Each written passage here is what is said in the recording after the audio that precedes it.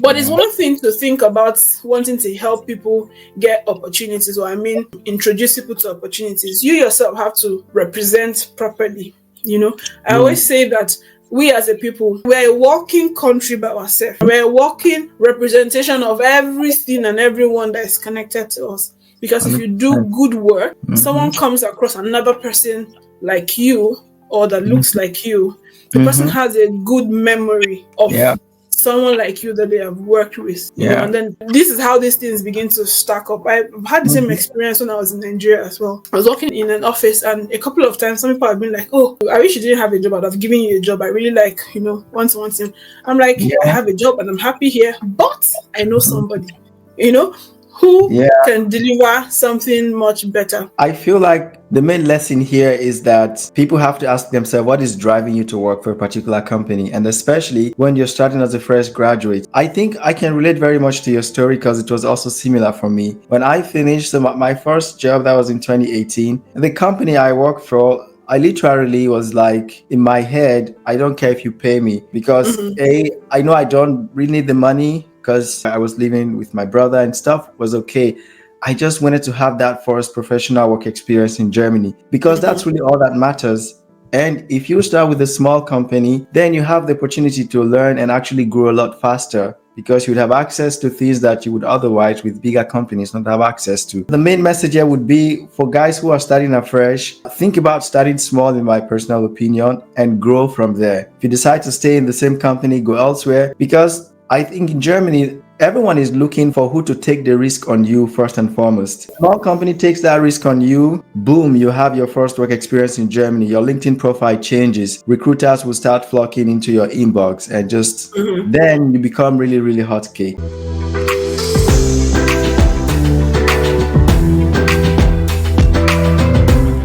Hello everyone, what's going on? Mike here once again, and this evening I have a wonderful guest with me and I'm so grateful that we are here together. And one thing brings us here, our journey from home to Germany and everything that we experience here. And we're very passionate about sharing our experiences because we live in an information world today. And the truth is the real heroes of today are those people who find something and put it out there. Because if you find something and you don't put it out there, it's only a matter of time before people get to know about it. So we genuinely share the information that we find on our fingertips to connect to people and continue to make impact in our current location, but also where we come from. And that's why I'm very happy to have you again with me today. And before we start, I would like you to just briefly introduce yourself shortly to the people watching right now so they get to meet you. Hi everyone. First, thank you for having me here. It's always a pleasure to have these conversations as they are quite important. I'm Ogena. I'm an architect, an interior designer, a lighting designer. I kind of do everything. And I've been in Germany for 5 years now.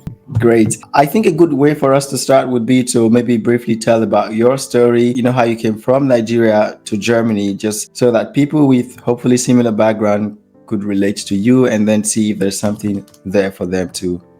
I came to Germany in 2019 as a student. So I came to study. My husband, who at the time was my fiance, decided one day that it was a good idea for us to relocate. And he came first, of course, to study as well, and then make preparations, put things together, help me to also come study as well. And yes, here we are. Let's go just very briefly from you being a student to working, because I think that's very interesting. A lot of us study here, and some of us, we easily, get into the job market, or we're able to actually put our skills into the industry. And many other people are also not able to do that. So I think it's a great achievement that one is able to come study and then transition also into the workforce. So maybe you could just share a bit of your story, how that transition happened and what you think is relevant for people to know. So probably I'll start off with time off in school. So first in school, maybe I'll start with a mistake. One of the mistakes I made was that I didn't start on time to look for internship positions, which I started looking for an internship position in my third semester. Anywho, that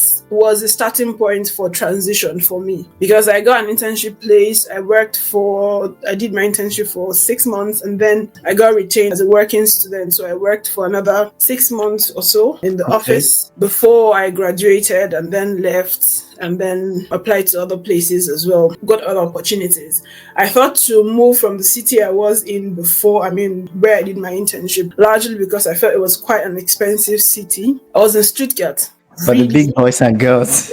honestly, it's not for children. Super Ah. expensive. So Yeah. it didn't make any sense at all. Although I got a job offer in Stuttgart, but I didn't take it. I took the one in, I got one in Wuppertal as well. So Oh, I took the one in nice. Wuppertal, which for me made more sense at the time, at least, because the city is a cheaper city. It's kind of a central city in Yeah. some way. Yeah. But while it sounds like a smooth transition, it wasn't exactly smooth in the sense that after working for a bit in to my first office where I did my internship and stuff, I'm moving on to the next place. One would imagine that I've gotten a lot of experience, especially when it comes to salary negotiations, and things like that. So my first real job that I got, I didn't quite negotiate properly for my salary. That is my own fault. I don't blame the office, because every business is looking out to make profits for themselves, so For they're sure. first looking Yeah. at it's up to you to have proper information and negotiate properly. So that for me was a struggle at the time, because I couldn't change my visa as soon as I wanted to. I see. Yeah. Yeah, so for a bit, I was working with my 18 months visa thingy while trying to understand why are these people not changing why are these people refusing to collect to collect what I have. They're like, no, Oh, we cannot God. give you this. Your Oh, salary is goodness. too small, blah blah blah. I'm like, this guy, why are you complaining on my behalf? It's my money. It's my money. It's enough for me. What's your problem? I don't know. I'm not I'm not complaining. Why are you asking you for complaining? money. So what's the problem? Yeah, Yeah, it was 100%. really interesting. But I think everything happens for a reason, because the disappointment did turn out to be a blessing in the end, because I did love my office a lot. I wouldn't have moved as soon as I'm from the office, because I'm someone who tried to stay grounded as much as possible Okay. in a place. I don't like moving around too much. I like to Yeah. rather stay in a place, stay grounded, and more like a vertical growth within that space, as opposed to moving around and then starting afresh. And then, although there are upsides to For moving sure. offices, but in my own case, I didn't have plans to move so quickly. And eventually, when I saw that, this is not gonna work, then I started applying to other places. Mm-hmm. Then I got where I'm working now within the aviation industry, even though it has moved me slightly away from my original path of architecture and buildings and space, and moved me now to aircraft and stuff like that. But it's so far so good. It's been a cool transition. Yeah. Like I said, it's been a blessing in disguise. 100%. And I feel like the main lesson here is that people have to ask themselves what is driving you to work for a particular company, and especially when you're starting as a fresh graduate. I think I can relate very much to your story because it was also similar for me. When I finished my first job, that was in 2018, the company I worked for, I literally was like, in my head, I don't care if you pay me, because I know I don't really need the money because I was living with my brother and stuff was okay. I just wanted to have that first professional work experience in Germany, because that's really all that matters. And if you start with a small company, then you have the opportunity to learn and actually grow a lot faster, because you'd have access to things that you would otherwise with bigger companies not have access to. The main message here would be for guys who are starting afresh, think about starting small, in my personal opinion, and grow from there. If you decide to stay in the same company, go elsewhere, because I think in Germany, everyone is looking for who to take the risk on you first and foremost. Small company takes that risk on you, boom, you have your first work experience in Germany. Your LinkedIn profile changes. Recruiters will start flocking into your inbox, and just then you become really, really hot cake. As opposed to just trying to start from the top and probably not having access to really the rudiments within that industry or within the German workforce. And then it can be really frustrating. While it is fantastic to have a great pay from the jump, but let's not be distracted by that. If you get a job and it looks like the pay is not as much as you would want to, just start first, just get your feet in and start learning the ropes, and then over time you would eventually be able to earn your worth. What did you study again, and which industry did you start working? My background is architecture. Okay. And so in Nigeria I studied architecture, then here I studied architectural lighting, which is some sort of a specialized aspect or specialized part of architecture. My first experience was then in interior and exterior lighting, so much more like within specific spaces, the buildings and stuff like that. Doing more hospitals, universities, school buildings, government buildings, and things like that. So, which was a really great experience for me. And then the second office, I did more urban light, so which is more like lighting cities and facade designs, just designing cityscapes. So we're doing designs for a lot of cities in Germany, which was also another very interesting opportunity for me as well to learn. So in this case, I was opportune to, touch almost every aspect of the field that I've learned or that I've worked in. The opportunity for aviation came up as well, and then now I find myself there. So the experience that I've gotten from all of these other aspects, and of course the information I already have as a designer, comes in quite handy here, within this space, because I'm still designing a space, even though now it's metal, but it's still a space. Before all this happened, did you dream about working within the aviation industry as an architect? To be honest, I never would have thought that was a thing. But when I saw the job opening, I was like, really? Okay, people do this. I never knew. I never knew this. And what was funny at the time was I and a friend of mine were just having a random conversation about how interesting the lighting within the automotive industry is. I mean, just a very random chat on it. And it was like, I think you will really like this, you seem to be interested in it, even though it was not like an interest that I was really interested. It was just something I was like, oh, this is actually, really cool. And then just randomly sent me, was like, I saw this, we were just talking about this some days ago, and hey, there's a job opening and you could actually do this, and I was like, okay, let's give it a try. Let's see if this actually works. Then, of course, I went through everything that was asked. I've always said this, that no matter what we study, we should not hold ourselves, confine ourselves within that space. Especially for us as architects, this architecture, I have suffered. I have to practice this architecture because architecture is not for the weak. While we're not saying that other professions don't have their own rigorous training, but it's a rigorous training, And some people, because of that, they have a certain level of sentimental attachment, either to the title or to the experience, or whatever. So most people then confine themselves to this field. If we're not building, we're not designing, it feels like we're not achieving or we're not doing what we hoped to do.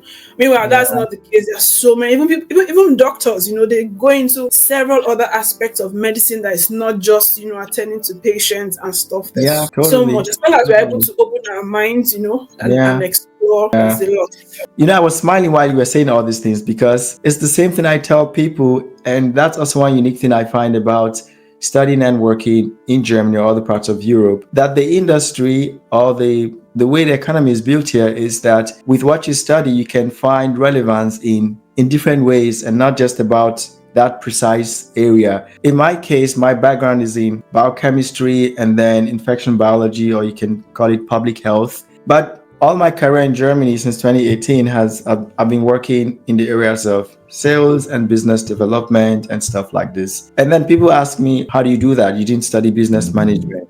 And why are you doing that? But no, you need the knowledge of the product, of the industry, of what you're selling before you can actually be relevant in that field. You don't actually need a business degree before you can work as a sales manager or as a business development manager. No, you actually need to have a strong background in that field. And what that translates to is that with what I studied, I have multiple, career perspective, different areas that I can work in. And then it becomes easier for me to, if I am flexible, I'm not just focused on one aspect. Maybe just to relate to your own story, my experience back then was when I finished my studies, I felt like, hey, I needed to work in the research industry as a lab, whatever, just doing research in the lab.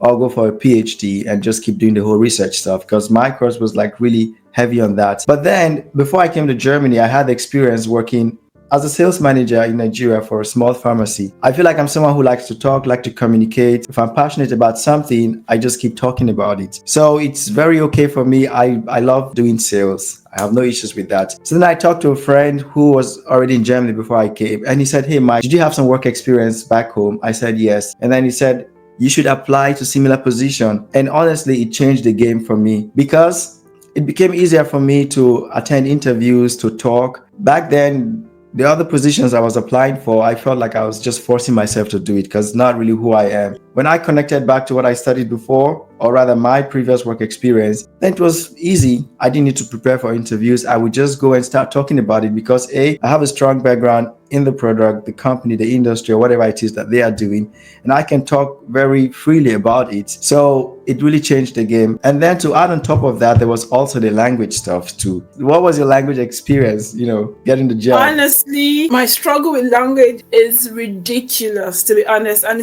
I find it embarrassing that it's been 5 years in Germany and I cannot say my German is good enough for communication.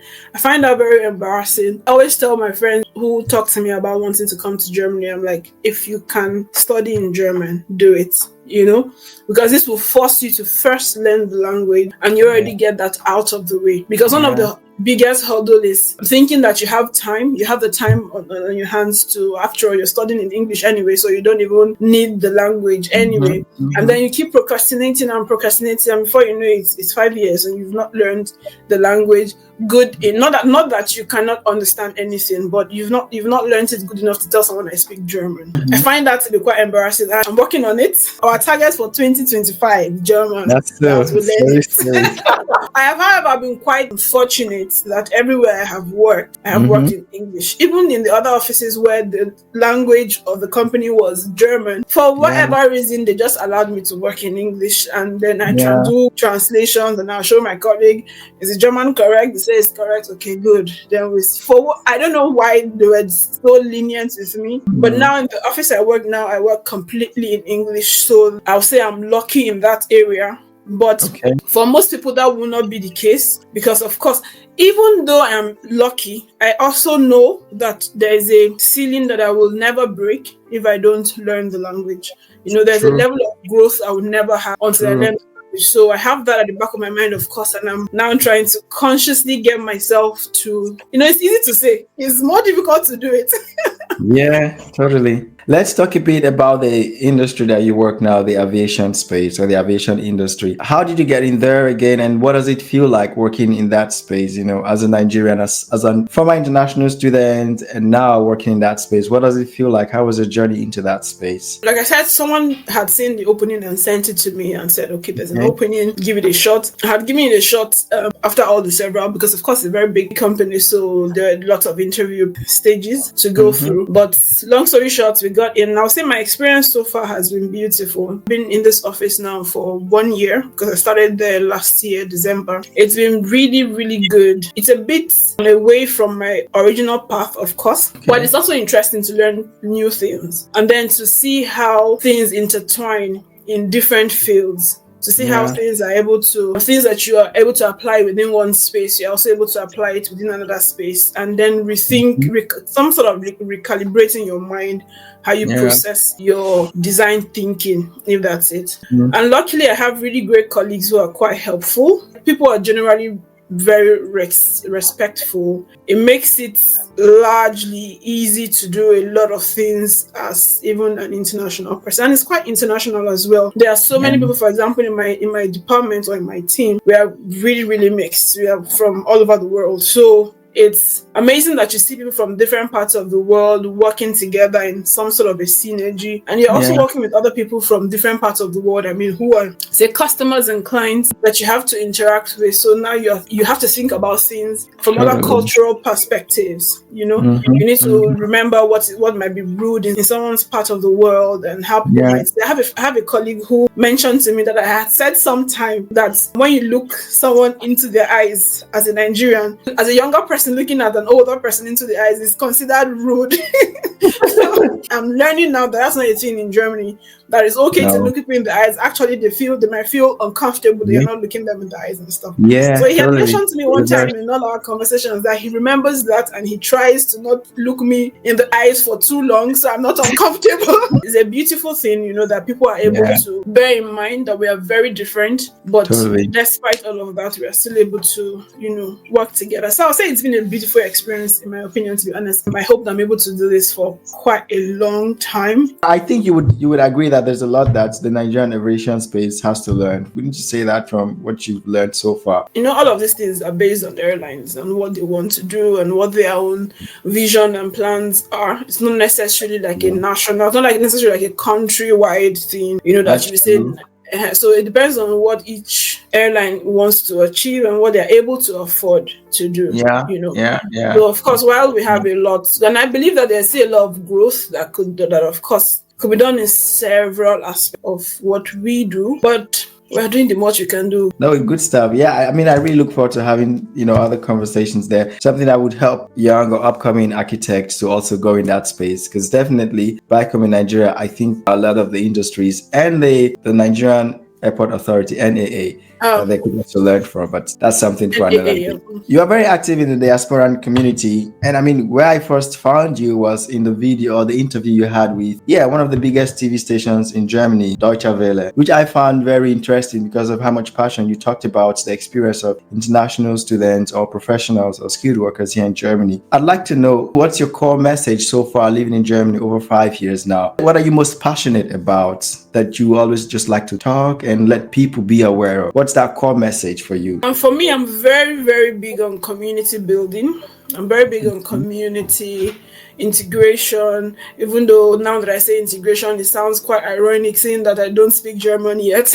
But I'm big on all of those and big on letting everyone know that everything is up for the taking. Nothing is limiting you. So I have a few conversations with some people who send me DMs almost every time. And one of the many questions that you get is, what is it like working as a Black person? Or how are you being treated as a Black person? And my first response is always, that should never be what you're thinking about. Not that is not a reality, but that should not be what you're thinking about. What you should be thinking about is, how can I bring relevant skills that is undeniable? When you have skills that is undeniable, nobody is looking at whether you're yellow, white, black, or whatever. That doesn't take away the fact that there can be some bias sometimes in certain places, but that should not be what you focus on, because I feel strongly that when you focus so much on certain things, you are blinded to other things. You're blinded to other opportunities. You're blinded to even when someone is not essentially treating you badly. So those things should not be your focus. Focus should be how to get integrated, how to 100%. Find community, connect 100%. Yourself to the community, see how you can maximize every information that you can find everywhere, which is a big part of why community is important. You don't know everything. You can talk to someone who knows something that might be missing somewhere, and you're able to connect. But beyond, even while building or finding these community, you need to be smart enough to filter what is relevant and 100%. What is not. Because some people will give you information based on their bias. They'll give you information, even wrong information, that probably they did something wrongly, and they're sharing that wrong information to you as gospel. So you need to be able to filter all of this. So for me, these are the things that I'm passionate about talking to people about. Honestly, you said it all, really. It's about networking opportunities and just going out, be out there, I mean, it's also good that you acknowledge the importance of the language and that it's something that you're also working towards. And frankly speaking, I genuinely believe that if people would, make the efforts to truly integrate, most of the things that they complain about will not exist anymore, because I believe whatever we complain about here in Germany, it's also obtainable even where we come from. When you move either to Germany or any other part of the world, a couple of things are going to happen. You will meet people that have been there for donkey years before you and have not been able to achieve anything. They have their mindset, their mentality, their experience, and they just, kind of, project that towards you. They genuinely tell you what is possible for you based on what they know, based on what they are informed about and all that. But don't forget that the two of you have different dreams. You come from different, maybe the same or different backgrounds, but at the end of the day, you're not necessarily going in the same direction. So you have to align yourself with people that can actually get you there where you hope to be. And it becomes even difficult if you have like existing family members here or friends, close ties that you land here. There is a certain expectation to align with them in some way, but you have to understand that you don't don't have to, especially for those of True. us who move abroad as adults. It's just crazy that we arrive here and we still can't make a decision for ourselves because the time is ticking. Tick tack, tick tack. It was when I moved to Germany that I truly understand the value of time. That you truly understand that time is directly equal to money. No two ways about it. It feels like back home we have more than enough time. It's like the time in Nigeria, in Africa, is running very slow. But the time here runs pretty fast. Before you know it, it's 1 year, it's 5 years, it's 10 years. Yeah. And if you don't set yourself up from day one, before you know it, you will just end up like all those people who just keep complaining about the system, about this, about that, and are doing absolutely nothing. But how has the experience been like relating with, maybe more specifically Nigerians, within in Germany, the Nigerian community or the African community, whichever one you've had? How would you describe your experience and what lessons have you learned?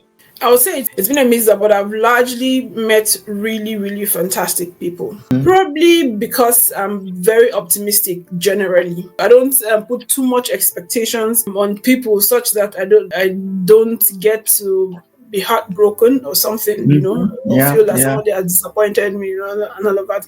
I bet on myself only solely, but in other people, I've met really fantastic people. I've built really great relationships. I've met really great friends within the Nigerian community and even outside of the Nigerian community. Let's say other Africans, say Ghanaians, Cameroonians.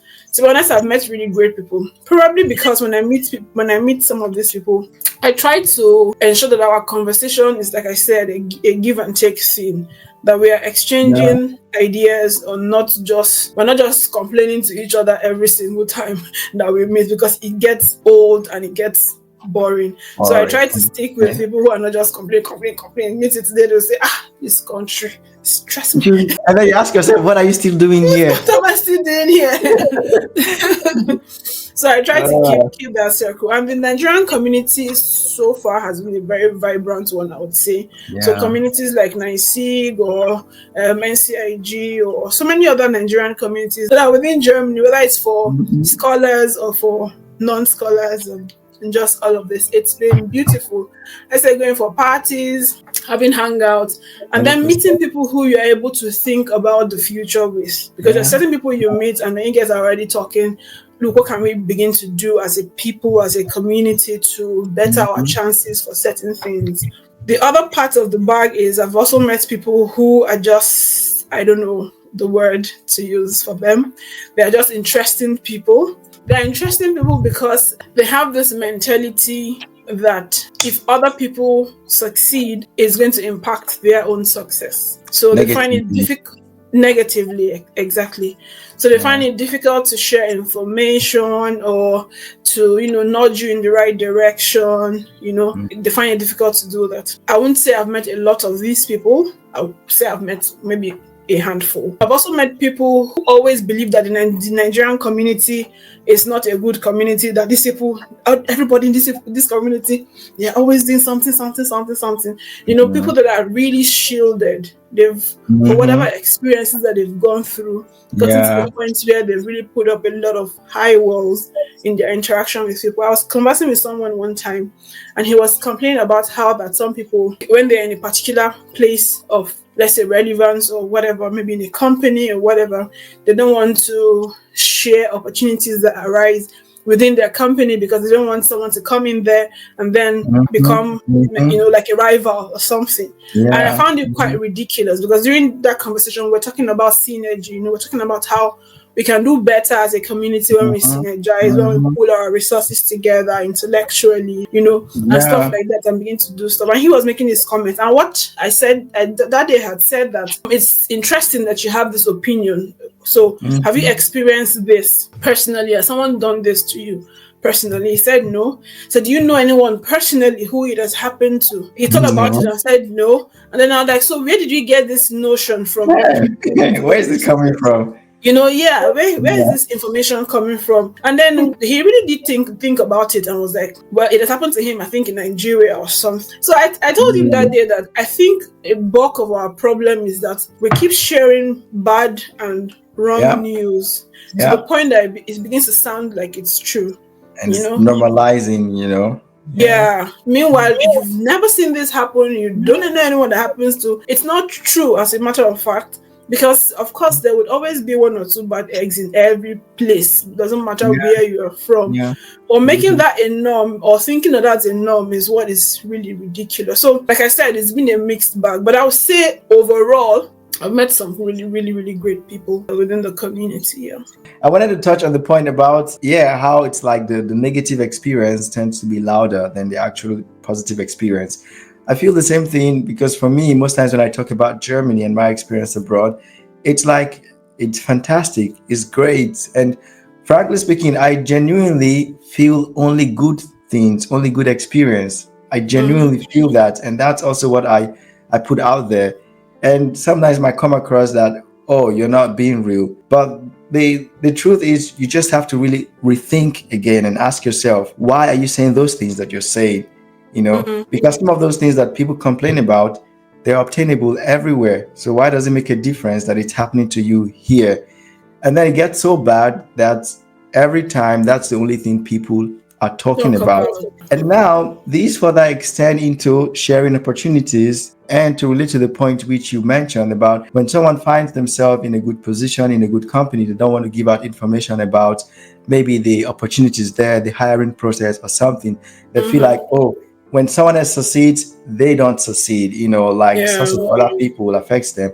But that's just the reverse because today, right now, the innovations, the disruptions that we see in the world is because of information sharing and not because people are withholding information. The True. world, our communities, they're becoming better places because we are in the information age, whereby information it becomes very easy to disseminate information. You don't have to keep it to yourself. Whether you like it or not, that's actually what is pushing the world in most cases in the right direction. There are of course the drawbacks, but in general, the more we share, the better people we Better. are, Yeah. and also the better for the community. And speaking about NICEIC, I think so far from my experience, the NICEIC Munich chapter, I have not experienced all of them, but so far those guys really stand out.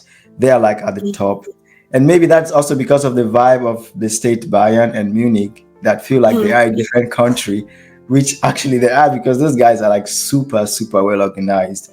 So I Mm-hmm. was in this event last summer, and then there was a Kenyan lady who gave a talk there, and there was something interesting which she said. She said, as an African, if you find yourself in a meeting, in a company, or somewhere that you are the only African, you should ask yourself, why are you the only person there? You should want to know why you are the only person there. And you should feel, well, I say the need, or you should feel responsible to, if it's a good environment, of course, to open the door for other Africans to come because it becomes more joyous when you come in the morning or whatever it is you're doing there, you see another face that looks like you. That looks like And you. the truth Yeah. is that it pushes you up, not down. Mm-hmm. And people have to True. understand this thing. It pushes you up, especially if you have the opportunity to be the first person of your kind to work in that company or whatever it is. Open the door for other people to come in because for that people to let you in, there was something they saw in you. Of course, there's the risk. On the other hand, someone comes, does something bad, then it's also pushed to you. But most times, it's better to open the doors for other people like yourself than to try to shut the door. I think sometimes we pride ourselves in saying that we think it's a thing of pride to say I am the only black person somewhere.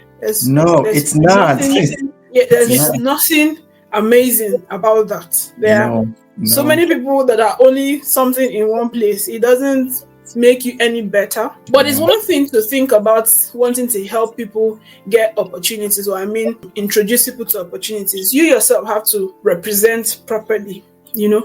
always say that we as a people, we're a walking country by ourselves. Mm-hmm. Do you understand? Mm-hmm. We're a walking representation of everything and everyone that is connected to us. Because if you do 100%. good work, Mm-hmm. someone comes across another person like you or that looks like you, the person Mm-hmm. has a good memory of Yeah. someone like you that they have worked with, Yeah. and then this is how these things begin to stack up. I've had the same Mm-hmm. experience when I was in Nigeria as well. I was working in an office, and a couple of times some people have been like, oh, I wish you didn't have a job, I'd have given you a job. I really like, want him. I'm like, I Yeah. have a job and I'm happy here, but I know somebody, you know, who Yeah. can deliver something much better. And Mm-hmm. I always feel very happy that based on people's interaction with me, at least I know 5 people who have gotten jobs just from someone interacting with the Yeah. work that I Yeah. did in a particular place. And that's the pride that we should be looking to get, that You someone is know? able to, Yeah. see what you do and say, can you bring someone who can do this just as good Yeah. as you are, Yeah. or as good as Mm-hmm. you can do it? While this would not happen everywhere, of course, but the point is, let's try so that we are creating good memories, so that the road is better for other people who would walk Yeah. that path as well. So that when you're even opening the door that has been opened for you, when you're keeping it open, the next person will not get hit hit by the door. You They'll say, know? this person, we already have one. And that one don't need to even try. We don't need another one to stress us. Yeah, yeah, yeah, yeah. I think people should feel more positive about sharing and giving access to others. The best feeling actually is when you've made so much impact like that you go out, people come to you, you don't even know them, but you've done something for them that you did not really keep record of. I've had Yeah. this experience many times, so much so that sometimes I'm not trying to be cocky about it, but I've had cases where, yeah, people come to me, they say, call my name and stuff. I have no idea who they are. Not from a bad place, but because maybe they contacted me on LinkedIn, they said something, I forward a job post for them, I introduced them to a recruiter, I introduced them to someone who is hiring or something like that. And I just do these things by default, because I get an opportunity, I don't need it, I'm not interested, but I say, hey, even when I don't know someone, I just say, hey, but I have some few friends, some colleagues that are looking for this. Would it be okay to recommend them? And they say, yeah, by all means. And then I do that. I don't know, 2, 3, 6 months later, the person got the job, he's working there. And then he comes back, he sees me somewhere, and then he just begins to tell me the story. I have no idea. I don't remember anymore. But it happened. And that Yeah. just becomes like a second nature. And before you know it, it's just more of the good vibes going out there, going out there, going out there. And I think that's something to be more proud of than to feel like I'm the only black person I'm working the in only, yeah, exactly. the only I Nigerian. always find that very weird.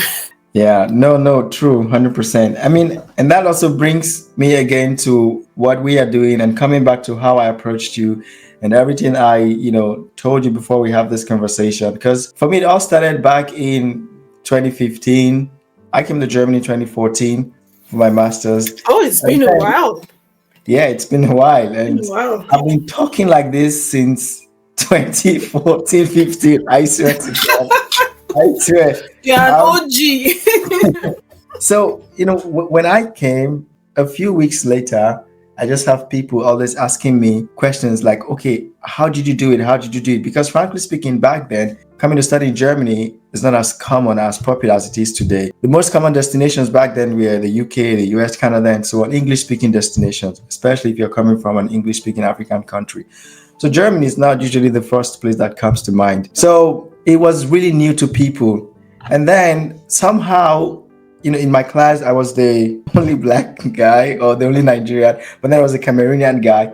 But on campus, each time we walked, you can count the number of Africans that you see. Not to mention, Lubeck was also a very small location.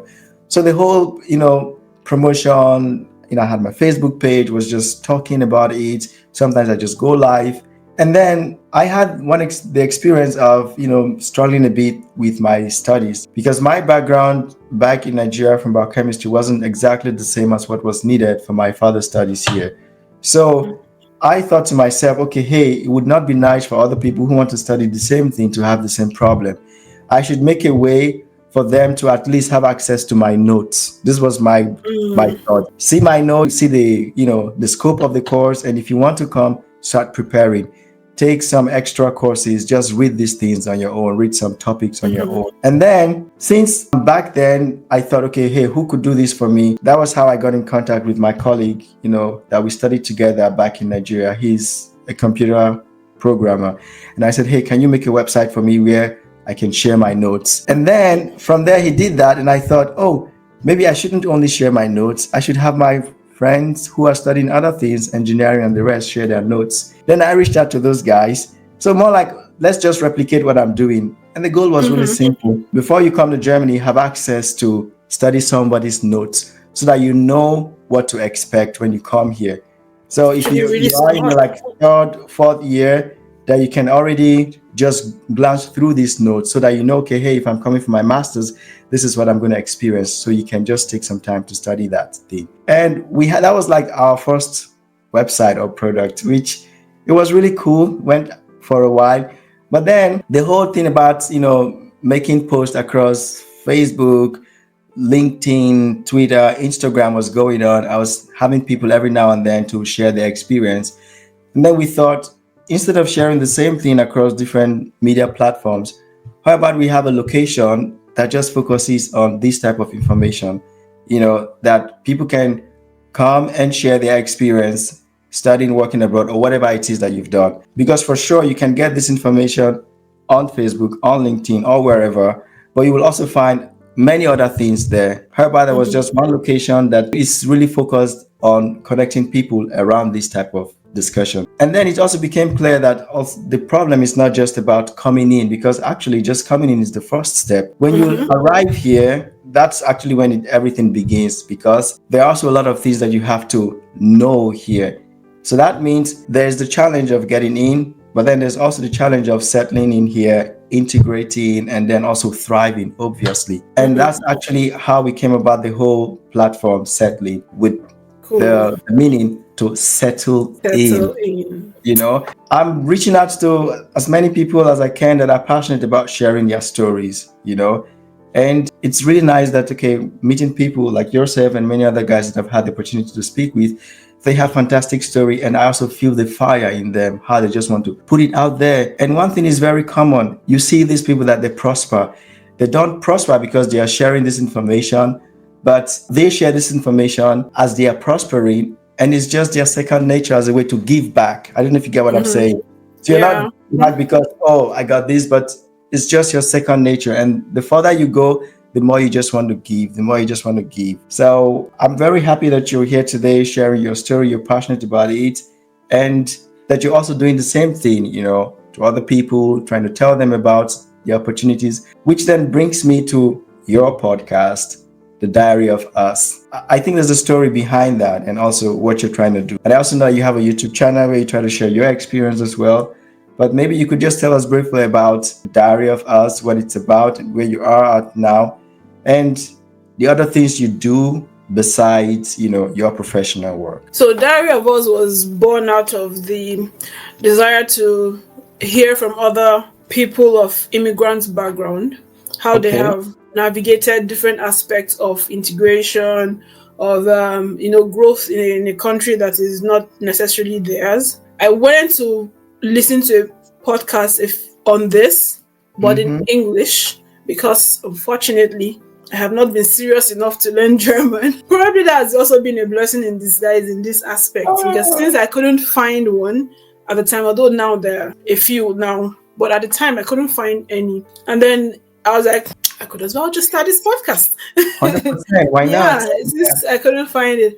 And that's just how it started. I just reached out to a few people to say, this is what I think. The Black community, or not just the Black community, the immigrant community in Germany is a thriving one. Our story is not just one-sided or one-faceted. We are really, really dynamic in how we are made up. The things that we're able to do, the stories that people share within their small circle is so amazing, And you were like, so this person is in Germany doing this as an immigrant. It's so fantastic, So 100%. I thought it was a good thing to see these people more beyond just what we see and hear of stories about immigrants, or maybe somebody did one thing, but then suddenly the same brush is used to paint everyone.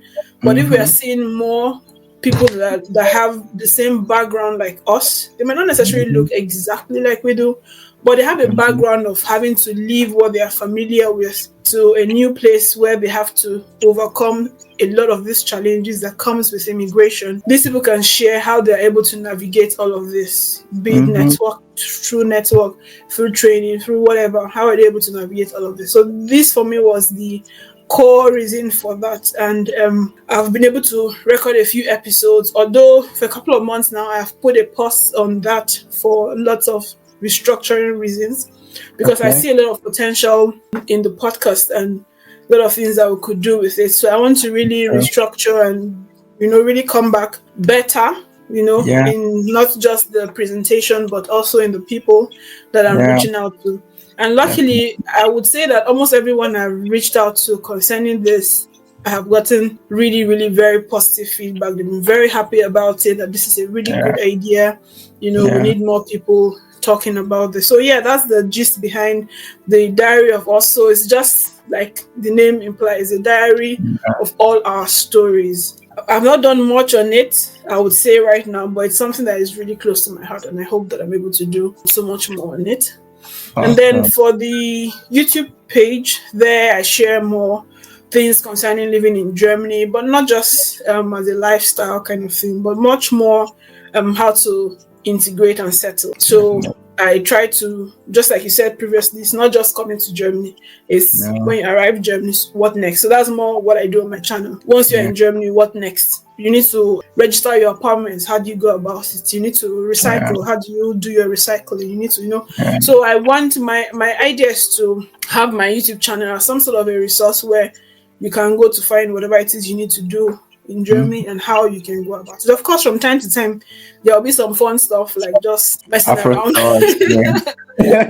and stuff. But the core of it is finding resources for English-speaking immigrants on how to do what they need to do without claiming to know everything, of course. Of Because all course. of this we are also learning as we go. Yeah. It has been interesting so far because through both the channel and the podcast, I have met some really, really great people, especially through the podcast, which is really amazing because podcast is pretty new, to be honest. But I've met so many fantastic people even through that podcast. Yeah. And then outside of that, of course, I have some other small things I do here and there. I run an edtech startup with my partner in Nigeria. We're not focused just in Nigeria, of course. We're focused for now, at least, largely sub-Saharan Africa, where we're training young people on the AEC industry, so things related to architecture, engineering, construction. So giving them bit-sized information that they could translate into work.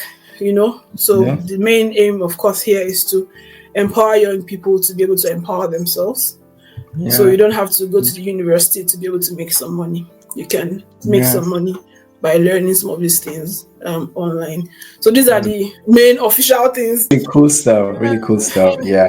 I mean, I'd love to learn more about them and also see, potentially how we can also work together, because at the end of the day, we all have, shared vision to see that, hey, people can access global opportunities. They have the right information to tap into these opportunities. And I feel like it's always nice that one is able to connect, with people that have, like-minded peoples, and that's what we are all about here in Settling. We are the reverse of what, a few people are doing, not sharing. We are sharing. We are open. Sharing is caring. Sharing is caring. And we don't just do it. We also, we want other people to come and also do the same thing. It's a culture that we are promoting, a culture of ethical information sharing, opportunity sharing, because that's actually how we become. That's how we grow. That's how we become better people, not just where we are right now, but also back home and everywhere. And every impact you make, wherever you find yourself, it goes beyond that, because you touch one person, the person does the same to another. Really, that's where all the difference, starts from. True. Okay. Amazing stuff. Thank you so much for your time. You have no idea how grateful I am. Thank you so much. And any final words before we wrap it up? I don't want to take your time any further. Yeah, thanks for having me. I really, really do. I'm always honestly very excited when we have these kinds of conversations. I honestly do believe that they are very important. More people need to hear things that are possible or things that are doable, and see people doing these things and be encouraged to do them. And as last words or last thought, it would be, even though I say advice, people don't be advising up, and I'll still give you advice anyway. The advice would be to, like I said previously, to not limit yourself, to know that every single thing is up for the taking. Just have it in mind and just run with it. I usually say, if someone can speak English, I can talk to you. Don't be afraid to talk to people. So this is a new thing that I've honestly started talking to people about now, is to not be too afraid of what is possible. Sometimes we are within a bubble and we forget that the world outside of that our bubble is up for the taking, and then sometimes we're also afraid of what it is that is out there. Even Yeah. talking to people, don't be afraid. If you see somebody you want to reach out to and talk to, send them a message. Don't go and be saying, hi, hello, how are you doing? Be strategic with your networking with people, because people are busy, So reach out to people and don't be afraid to talk to, because a lot of times I find that when you talk to certain people that you think are all that, you realize that they're not really all that. They're at the core, they are first humans like you and I. So first think of them as humans and relate with them in that mind, and know that there's nobody that is beyond reaching and assessing. If the highest thing they'll tell you is no, or the highest thing they'll do, they'll not answer you, that's the highest that can happen. Nothing. Yes. How bad is that? Your life goes on. And then aside all of this is to ensure that whatever we do here, remember that you are first a foreigner. Even though I talk about how you shouldn't think too much of who you are in terms of skin color or whatever, but also remember that you're a foreigner. So it means that when you are planning for certain things, think about it as someone who is not the son of the soil. The way you will do things braggadociously in Nigeria is not the way you do things here. So you need to bear that in mind and be honest, because I see that as an honest conversation with myself. But there are certain things that I, as an immigrant, might not be able to get so easily. So if I need to put something extra to get it, then I should know that, and put it extra. It's okay if you have to work 110% than other people, even though some people think it's not. I think it's okay, because you know in your mind that you need to do more than the average person. Then just do it and just be good. That might be a controversial thing, but that's my own thought on that. And then please do everything you do legally. Sometimes we, in the bid to cut corners, we end up doing things that maybe we didn't think is illegal, but because we've attempted to cut corners, we then end up finding ourselves in positions that at the end of the day would put us either in trouble or take us a few years behind. So no matter how difficult the road may be, please follow the road the way it is expected of you. And the last thing, everything in this Germany is case by case. Everybody's case is unique. So let nobody's story influence your own story. Even experiences in Ausländer Beholder, as much as Ausländer Beholder is our general problem, but people still have different unique experiences even as they go there. So when people have bad stories or good stories, go with an open mind. Whether it's work, whether it's whatever, just be open to know that your case is always unique from the other person. You've said it all. And guys, if this is your first time here, feel free to check out Settling, sign up, and this is actually what we're promoting: ethical information sharing. People are in different stages in the migration space. So you need to identify where you are and who do you have to connect with, just to see that, you get the best of experience. And not to forget to give back as well, because you don't always have to be at the receiving end. Thank you so much for staying until this time.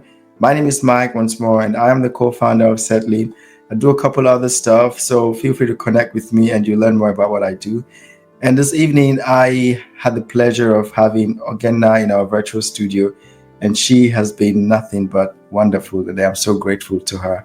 Okay, I wish you a nice Friday evening, and be sure you will hear from me again. I will not stop sliding into your DM. I'm here. My DM is open. All right, cool. Yeah, cool. Thanks, and have a good evening, and bye for now.